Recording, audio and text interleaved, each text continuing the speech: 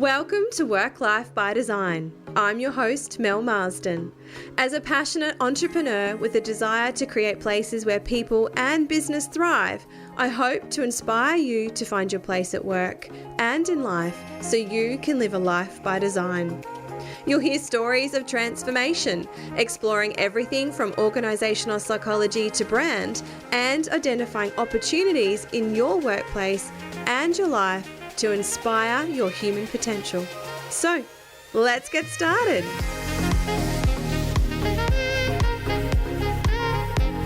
Hello and welcome back to another episode of Work Life by Design. Now, this is going to be my final episode for season 4 and the final episode for a little while now because I'm not sure if you are aware or not, but I am having a baby. So as this podcast is being released out into the world, I am about 2 weeks away from welcoming our new little bundle of joy into this world. And so hence the reason I'm going to be taking a little break for a while.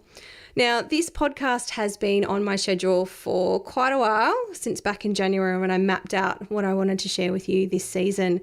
And whilst this isn't going to be quite the episode that I had thought I would be sharing with you back in January, I think this is a really important episode for us to see a little bit more of what the realistic look is behind the curtains of running a business and planning for a baby, and how sometimes it doesn't always turn out the way that you had anticipated. What I want to share with you is the journey that I have been on for the last 9-10 months in preparing and planning for the arrival of this little baby, and what actions and plans I've made to make that an easier transition for me, my team, my business, my clients, and my bubba as we enter into this next phase. This all started back in September of 2021 when I found out I was pregnant.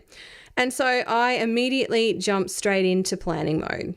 And one of the first things that I did was I started to listen to other podcasts around how different people had planned and prepared their businesses for a baby. What I had heard quite a bit of was how people had gone down a recruitment path. They had found someone to come in and step into the business as a 2IC, operations manager, general manager, and really take the reins, enabling that founder or that main person within that business to be able to take 3, 6, 12 months of mat leave. And so, of course, I've heard this and went, awesome. That is exactly what I'm looking for. That's what I want. Now, those of you who've been listening in here for a little while know my personal situation. So this isn't my first baby, not my first rodeo. I already have 2 beautiful little girls, and we also have a stepson with my husband. So I already have 3 children. So this is going to be our 4th little one welcomed into our family. My maternity leave has looked quite different with both my previous children. So with my 11-year-old girl, I was a director in another business at the time. And so I had the fortunate opportunity to take 6 months leave to spend at home with her. However, by the 3-month mark, I was going a little bit stir crazy and arranged to transition myself back into the business on a part-time arrangement so that I could reactivate my brain. And then so when my next baby, Bailey, came along, who's now 3.5, my plan was that I would take 3 months off from the business. Now, at this time, I was running community. I had a team of people, and I wanted to be able to take that time out of running my own business. There was no one else in the business to be able to really take those reins for that period of time, but I had planned and been planning this for quite some time with the team. And I had loaded the pipeline. We had plenty of work coming in, which meant that I didn't have to worry about business development. I didn't have to worry about cash flow. Everything was sweet until about 2 weeks before Bub was born, and one of my very senior people decided that that was the perfect time to resign. And so I was left with a very full workbook of projects, a baby that was coming in 2 weeks' time, and I just went straight into fix-it mode. I basically put the word out really quickly, and I hired a senior person to come in on a mat leave contract to fill the role, to be able to give me the support that I needed to take the time that I needed to with the baby. I hired a nanny who started 2 weeks later, so as soon as I came out of hospital, I had someone helping me out. And we also went and leased an office space because where we were at the time, we were in a co-working space. There wasn't space for me to be able to bring the baby to work. So we hired an office that had some offices in it. One of those we turned into a nursery, and Bub had their own room within the office. And so 2 weeks after she was born, I was back at work part-time. Being the owner of the business, I had the flexibility and the ability to basically wherever I went, she went. So the nanny was in the office with us. She was sleeping in the nursery, right outside where I was working.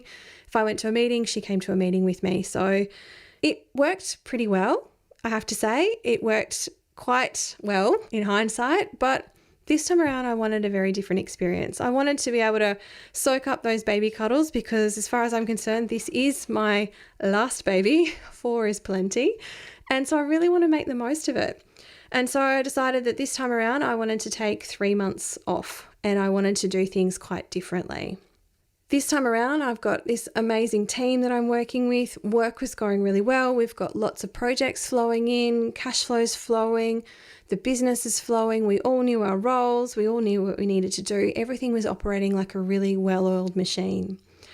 We'd always desired to put someone into the role of an operations manager or a general manager in the business, and we'd been thinking about this for quite some time, but it never seemed to be really a priority. And it wasn't a priority because I was there. I was able to fill that role. I was able to wear all the different hats. But with a baby coming on board, now was the perfect time to start to look at how we might be able to fill that role and who might be able to come into that. So one of the first things that I started to do was I went and got in touch with some of the people whose podcasts I had been listening to and who had baby-proofed their business because I wanted to know how they'd done it. How did they set their businesses up, set this person up for success, and really just sort of take their hands off the wheel and take that time off that they wanted to spend at home with their baby. So through that process, I've wanted to know what their roles look like. What was the job description that they had actually recruited for? What is the job ad they put it out there? What industries did they look at? What was the recruitment process that they put those people through? How did they onboard them? How did they train them?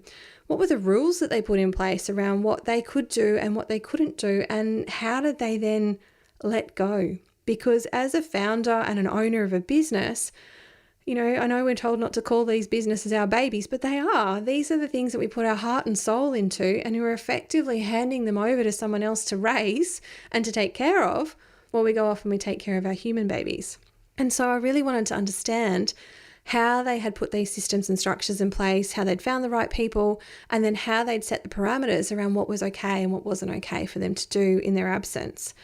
I also wanted to know how they had actually incentivized these people. What were the employment structures that they were engaged under? What was their salary, any commission structures, ownership structures?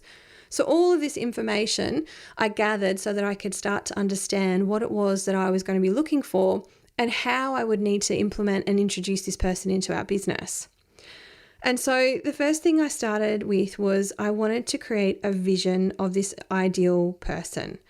I wanted to imagine this person in my business so that when I saw this person, when I found them come across my desk through my recruitment activities, I knew that they were going to be measuring up. This became my scorecard of how I wanted this person to show up in my business. This was how they were going to dress, what they would speak like, how they acted, what they did, how they did it, how they interacted with our clients, how they interacted with our team, what their responsibilities were. And so I wrote this really thorough vision of what this person was going to look like. I then wrote the job advertisement. I described how I wanted these people to act with our clients, some of the things that they could be expecting, how they would interact with the team. And I put that into the job advertisement so that I could then start to share that. And the final step that I did then was I wrote the job scorecard. I broke down the activities that they would actually need to be doing to be able to deliver on some of that vision.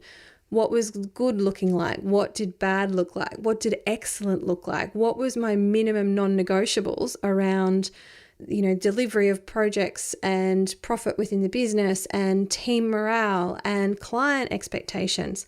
I wanted to have all that really spelt out really clearly so everyone understood what the expectations were, both what I was asking of this person within the business, but so that they could also then see whether or not that was something that they had the capabilities for, the skills for, or wanted to do within the business. because this is a really important role that we're trying to fill here. As I said, this is someone you are wanting to hand over responsibility and the reins of your business to help support you in delivering that business and delivering to your clients in your absence.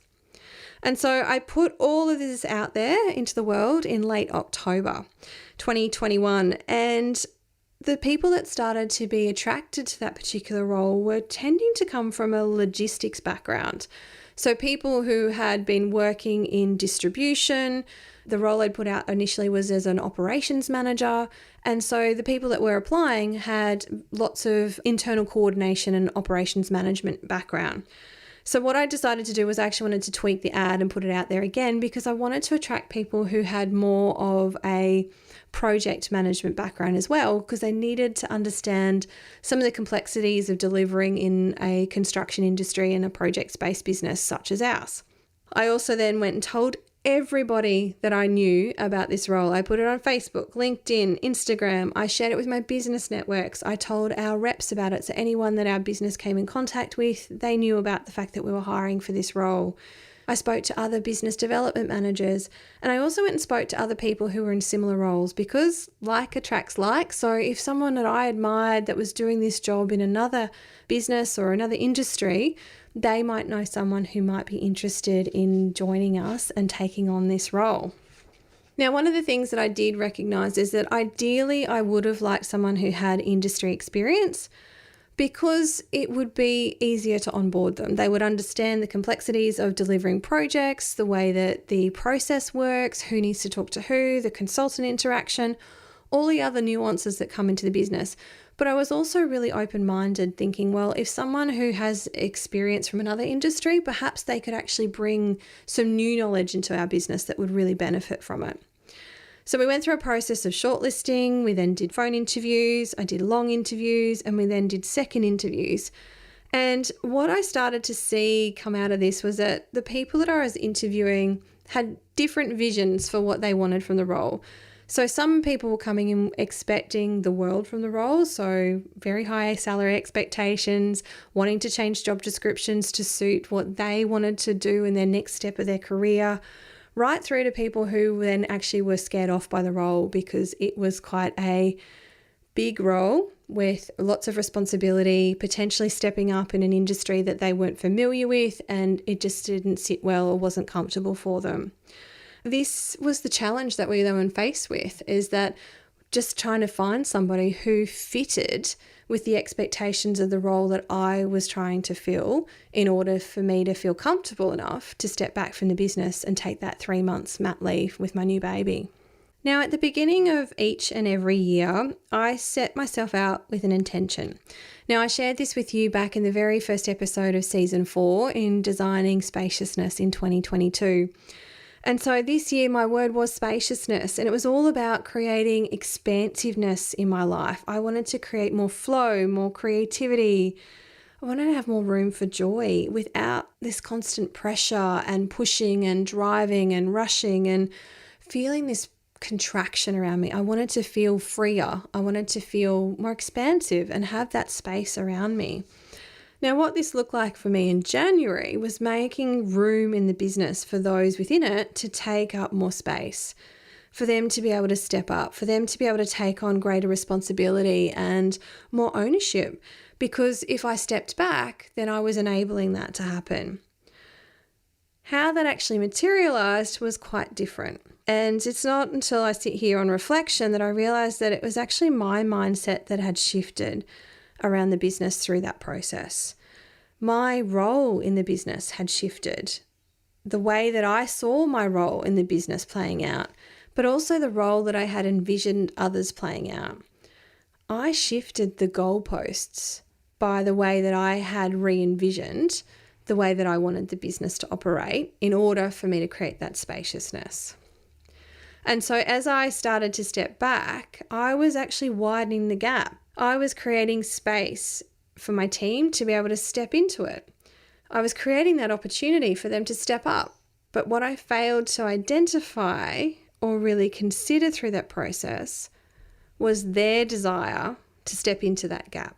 Now, the reason I say this is because I think we often hear things, and whether it's through the media or LinkedIn or other avenues, but we're led to believe that maternity leave is a really great opportunity for people in businesses, because what it's doing is it's giving people the opportunity to step up, to gain new skills, to grow their capability, because they're actually able to then step into a role that they previously wouldn't have been available to them because, someone's sitting in it. But when someone goes on mat leave, they get a taste of what that looks like. And I'd taken on that similar view. I had thought this is an opportunity for my team to be able to step into that and to take on more responsibility. But what I had done was I'd done that without actually looking at what was going on in front of me. The reality of this is that the last 2 years have been incredibly tough. They have been so challenging for so many of us. We're so exhausted from the constant uncertainty. We're in and out of lockdown. We've had challenges with homeschooling. We've got sick kids we've got to deal with. There's all these external pressures that have been coming at us that some of us have really struggled with. And I know myself, I'm tired too. It's exhausting having to navigate these constant changes in the volatility in the world around us. And so what I'd actually done was I had asked my team to do more, to take on more, and to be more when they were already probably at their capacity. They were already at their limit. And so when this recruitment phase for the operations manager and the general manager kind of hit a wall, I think that was kind of the breaking point for some of my team, realizing that this wasn't going to be something that someone else was going to come and step in and fill that gap. And a couple of those guys resigned. You probably imagine my first reaction to this. It's like, oh, here we go again. It's all happening again. I'm about to have a baby and I've had people leave and I'm going to have to do this all on my own again. And then I've kicked in and I've gone, right, well, this is all possible. I've done this before. I can do it again. And so I leapt into problem solving mode. I was in action. But this time something else changed. I sat down, I shed some tears, picked myself up again. And instead of actually just throwing myself back into rebuilding mode, I took a couple of days and I paused and I took a breath and I took a step back. I used that time to start to really reconsider what it was that I wanted to do with the business and what I want from the next few months and my time with my baby on mat leave.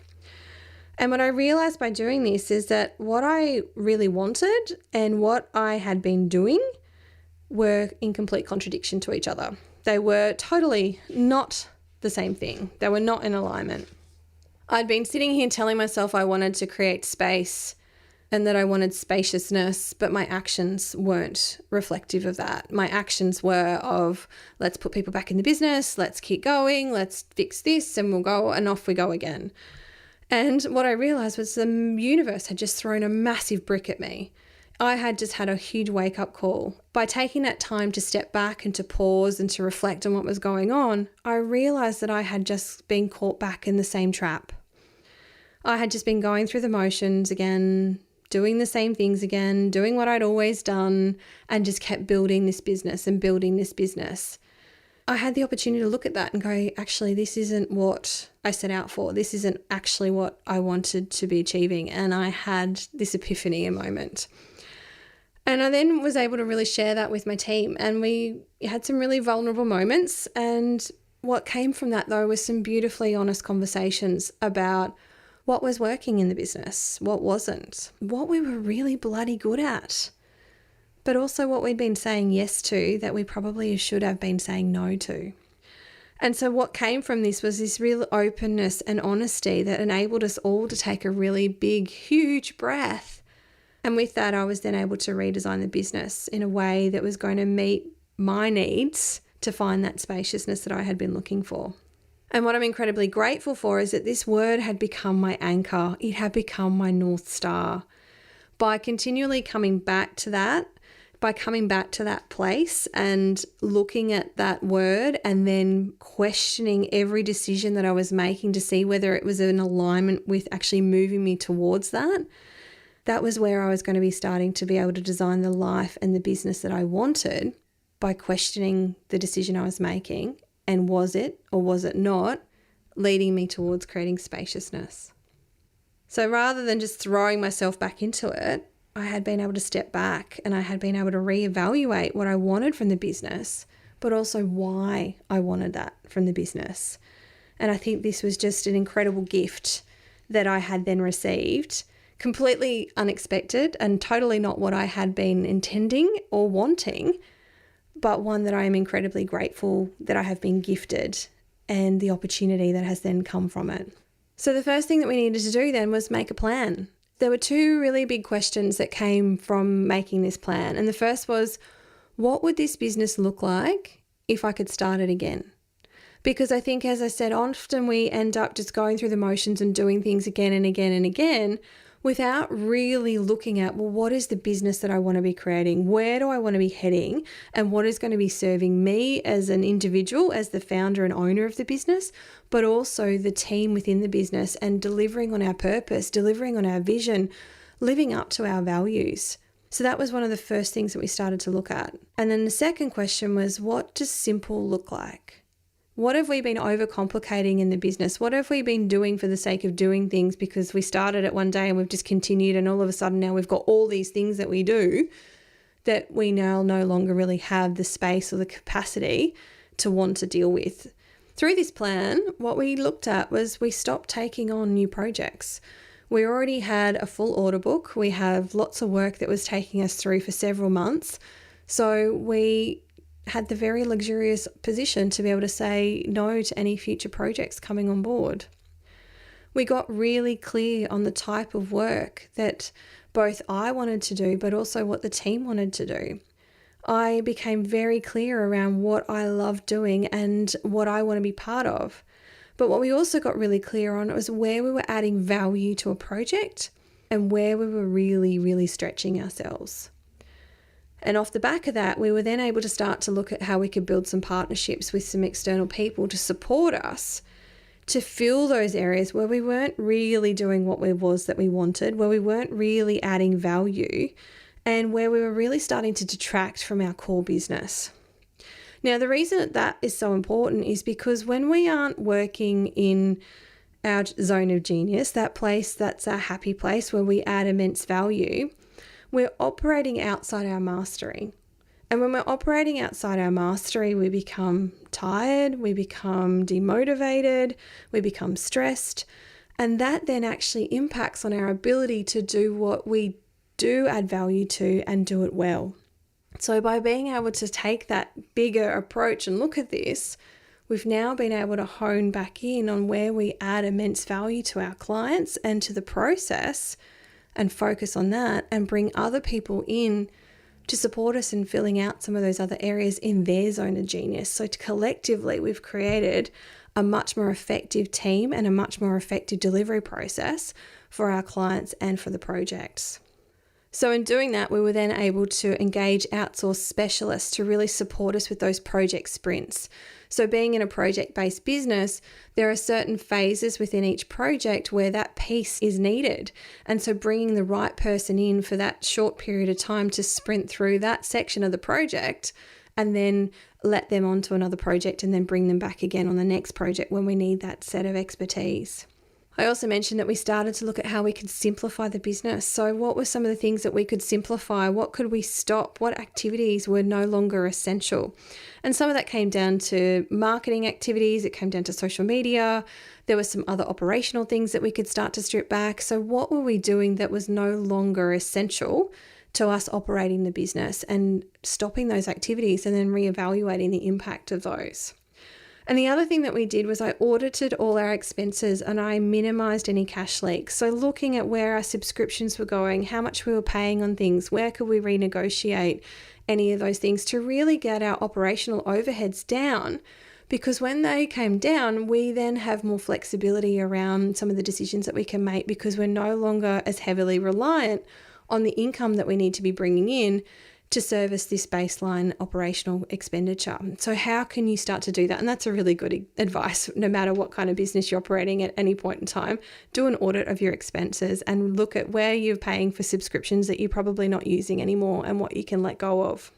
This whole process was all about me starting to look at how I could create space so that I could then take some time to spend with a new baby. And it wasn't the outcome that I had anticipated. But what I did realize by going through this process was I realized a number of things. I realized that I love what I do, but I really, really love one core part of it. And that's about working with our clients to help them find their strategy for their accommodation process, working to understand their people, their brand, how it all comes together, and how I can then help them bring that whole story to life in their workplace. I love helping them create the vision and then enabling that journey and taking their people on that journey and then transitioning them back into that space. So what I was able to do was get really clear on the core value that we bring to a project, but also what lights us up. But this is also what our purpose is as a business. It was about creating connected communities. And so we wanted to really come back home to that and then really focus on what it is that we set out to achieve and what is it the business that we were wanting to create. I also realized that there's a great deal of what was going on in our business that we just did. Things that we had always done and had forgot to reevaluate. Well, we do that because we've always done it. And I talk about this happening in other organisations and businesses that I work with, but it was happening in our own business as well. And we do that because that's how we've always said it. That's what we said we'd do. And this is how we deliver the process. So what it gave us the opportunity to do was to reevaluate some of that stuff and go, well, is there another way that we can do that? Is there a way that we can still deliver on that promise, but without doing it in the way that we'd done it? Is there a different way that we can do that? And so we found different opportunities. Another thing that I realized is that as a project-based business working in the construction industry, it's not always that easy, if not impossible, to baby-proof a business for the founder to exit for a period of time. Now, the reason I say this is because a lot of the examples that I was looking towards around how they had baby-proofed their businesses and these podcasts and people I'd spoken to had come from either online business, they were agency-based, they had online coaching businesses, they had face-to-face coaching businesses. They were very different styles of industry to the business that I operate. And the reason I reflect on that is because sometimes their engagements are quite short, so they could deliver on them and they could plan to, stop delivery for a certain period of time, or they could outsource some of those skills to be able to supplement and grow their business. However, in a projects-based business, I have projects that I'm going to be delivering for the next 6 to 12 months because that is the life cycle of a project. They're quite large, long projects. And some of these projects were started 12, 18 months ago before I even knew I was pregnant. So the ability to kind of just cut those things off or to step back from those things is really quite limited because of the nature of the business that we operate in. So understanding that nuance and that differential between some of the people that I had been speaking with and the people that I had been observing about how they had done it wasn't a possibility in my business because of the way that our business and our projects and the work that we do is quite structured. The other thing that I realized is that without finding that GM unicorn person to come in and take the reins, stepping back really wasn't going to be an option. And this comes back to the age-old problem is that our businesses are all about people. And if you don't have the person who can step into that role and that you feel completely confident in and they have the skills to be able to deliver on that role, they're fulfilling the role, they're sitting in the right seat on the bus, then you don't have that ability to be able to take that step back. Unicorns don't grow on trees. They are very hard to find. And I think I remained as open as possible to all of the possibilities about how I was going to find someone to bring into the business. Nothing was off the table. I looked at people from other industries. I looked at bringing someone in and giving them a general manager's role. I looked at bringing up my team. I looked at multiple different options to find a way forward, but it just didn't end up where I had anticipated. So where have we ended up? So as this podcast has been released, I am about 2-ish weeks away from having a baby. And while it's still not going to be the 3 months of blissful mat leave that I had anticipated, I think what I've created is a bloody good compromise in my view. It's going to be a huge improvement on what my last experience was of mat leave. What I'm going to be planning on doing is taking a minimum of 2 weeks in my baby bubble where there'll be no calls, no emails, no contact with work at all. I'm going to be deleting the apps off my phone and handing over all access to my team to take care of so that I can spend that blissful 2 weeks in my baby bubble. Now, while 2 weeks might not sound like a huge amount of time, I'm very comfortable with that amount of time because after that, my plan is that I'll be taking the next 6 weeks only to be dealing with the bare essentials. So as I said, there's a couple of projects that are key to our business and will require my input and my attention. And so I'll be making space for them as is required so that they'll be getting a few hours from me a week that I'll be available for. I'm also empowering my amazing EA Claire to be the complete gatekeeper of my time and access to me so that she'll be triaging everything that comes through. So she knows exactly what I can be contacted for, what I cannot be contacted for, who to contact with what, and how to action some of these things that might come through. So we've put a bit of a plan into play. The team have all been briefed and they've been given their responsibilities to what they can carry out in the time that I'm away and how to action things and to give them some direction into who they might be able to look to for further support. But we've also then been able to assemble a really great team of partners who are going to be called on from the team as required to help them as they need to. So we've got a plan of action around how people can be contacted, how people can be engaged with, and who their support networks are going to be to enable the business to continue to operate through that period of time. From the Melissa Marsden side of things, we're putting the podcast on hold for a little while, so I look forward to joining you again here in a few months. The Work Life Lounge is still going to be operating though, so if you haven't joined us in the Work Life Lounge, I'd love to see you in there. And I'll also still be doing my private coaching, although on a reduced capacity. The plan is from there is that we take it and we play it by ear. And if I need to attend a meeting, the intention is that Bub comes too. So a little bit similar to how Bailey came on the journey with us, we'll be taking Bub along to those meetings as well. But the intention is to minimize as much of that as possible. One thing that has come out of COVID, as we all know, is the ability for us to work from anywhere. And so I'm going to be leveraging that as much as possible. Unfortunately, some of these projects are going to be on site in construction, so there is going to be some physical attendance required, but the intention is that we work our way through that and find the opportunity. And then as we continue on, the intention is to start to assess some of our projects against that checklist. Is this actually where we're adding value? Is this in our core wheelhouse? Does it stack up with the kind of work that we want to be doing? And is it really going to enable us to contribute in a way that is going to be fulfilling both for us but also for our clients? If not, how do we bring a team together to be able to do that?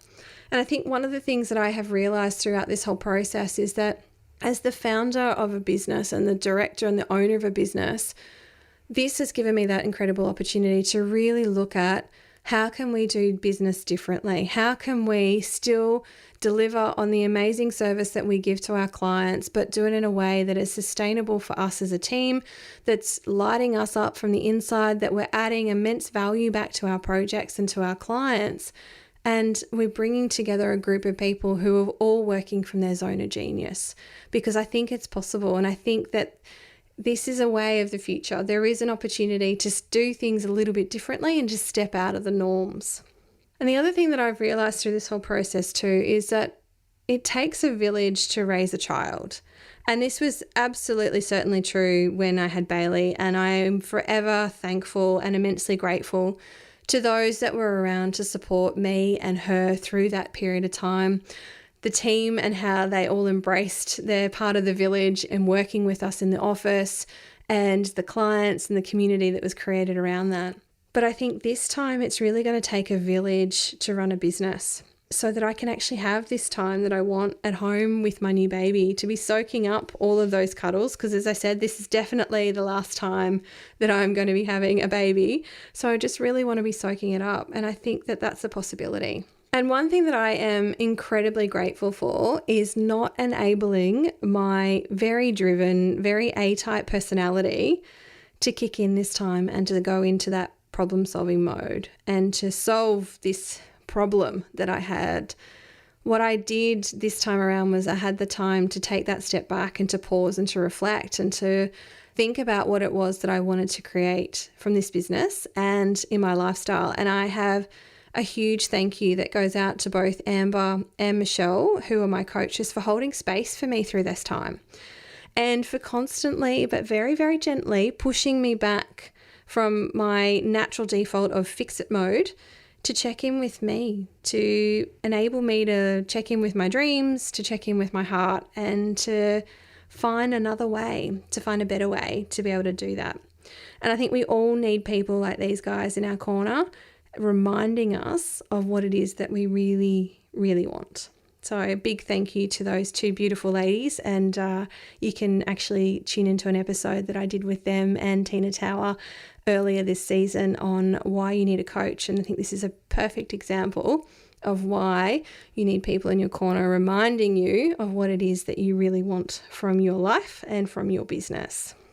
So in recording this episode, I wanted to fulfill a few things. The first one is to sign off. This is the last episode for this season of the podcast, and to let you know that I'm going to be taking a little break and to enjoy that time with Bubba.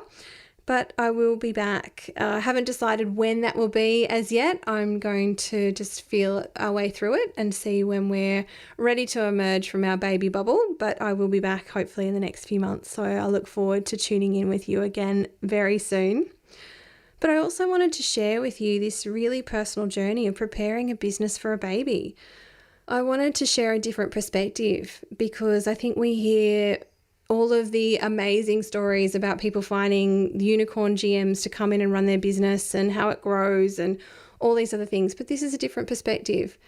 And whilst I said it's not the perspective that I thought I'd be sharing with you in January, because I was planning on having the unicorn GM sitting in this seat with me as well, what it has enabled me to do is find another way of running this business in a way that I feel is much more aligned with the vision that I have for how I want to be contributing, the passion that I have, the purpose that I have, and bringing that to life for my clients. And this was just the opportunity that I needed to reimagine that. And so I wanted to share that with you as well. I wanted to share that sometimes these things are hard, and sometimes the vision that you have for your business and the way that you want to grow it doesn't align with the visions for other people and their careers and their lives. And that's okay, because we all have a very different perspective of what it is that we want to achieve. And you just need to find your own path, and you need to create your own way. And the way that someone else has done it is not always going to be the way that's going to work for you. You're going to make your own path and follow that. So that's it for me for season 4. Thank you so much again for joining me. If you want to follow along and you want to see lots of baby spam, because no doubt there will be plenty, jump over and follow me on Instagram at Melma, and you can see the new little baby when they come along, because we have no idea whether it's going to be a boy or a girl. Another beautiful one of life's surprises. So we've kept that one until then. So in the next 2-ish weeks, we'll know whether it's a baby boy or a baby girl. I just wanted to say thank you so much for joining me here today. And if you've been a long-term listener, thank you so much for joining me on this journey as well. I love coming to speak to you every single week, and I will miss recording these episodes, but I look forward to coming back and being in your ears again for season 5 a little bit later this year. So thank you very much. Have a beautiful day, and I look forward to potentially staying connected with you guys on Instagram when the new baby comes and sharing the news of whether it's a baby boy, a baby girl, and their first few months of their journey in this life. Thank you again for joining me today, and I look forward to being back with you here very soon. Thank you for joining me for Work Life by Design. If you enjoyed this episode, I'd love you to rate, review, or subscribe, or all 3 in iTunes, and share it with your friends so we can continue to build this community. I would love to hear from you, so if you have any thoughts, questions, or suggestions, you can connect with me on Instagram at Melma, or send me an email at melissa@melissamarsden.com.au. I hope this episode has given you a few sparks of inspiration so that you can design a work life you love.